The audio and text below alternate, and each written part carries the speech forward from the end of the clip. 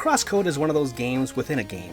Your character, Lee, has suffered amnesia. She wakes up inside an MMO, Crossworlds, with a group explaining to her that to recover her memories, she must play the game.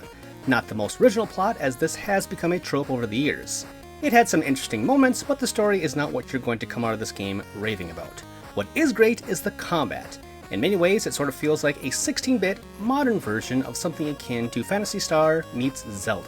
Hack and slash your way through enemies on the world map and in dungeons, gaining experience and learn new skills along the way.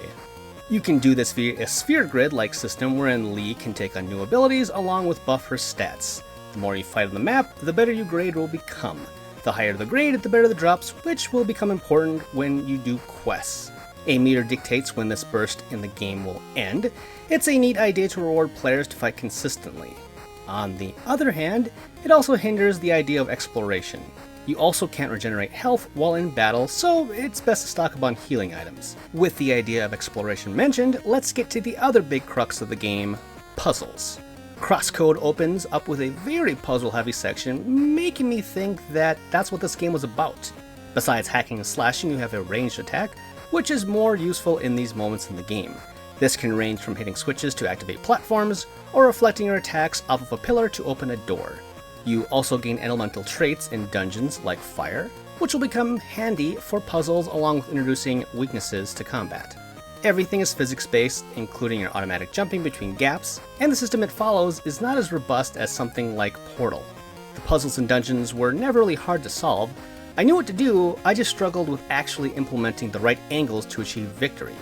This made me dread having to go into dungeons, as I found the puzzle elements frustrating at times, which slowed down the better parts of the game, i.e. the action RPG gameplay. The puzzle-like nature of the game I did enjoy was the boss battles. Going back to things that didn't work though, the soundtrack was disappointing. On top of that, the game didn't perform the best on Switch. There was the slowdown in frame rates, music could cut away abruptly into silence, and then sometimes I felt like the game froze when I was in the menu, as if the game wasn't taking my inputs correctly. None of these things made the game crash or deteriorate from my overall experience, but for a game that launched in 2018, you would hope a lot of these bugs would be fixed by now, even though I know this is a new set of versions. All in all, bugs or no, CrossCode was indeed worth the 2-year gap between the PC version and the console editions. I wasn't into the puzzles, the story, and music disappointed me, but the visuals and gameplay had me hooked right away. It makes me excited to see what Radical Fish Games does next. Did you like that video? If you did, please like, subscribe, and spread the good word of ReActionExaminer. If you want to read more of my stuff, you can find a plethora of my articles over at TheGamer and Game Rant. All of those links and more are in the show notes below. Thanks for watching!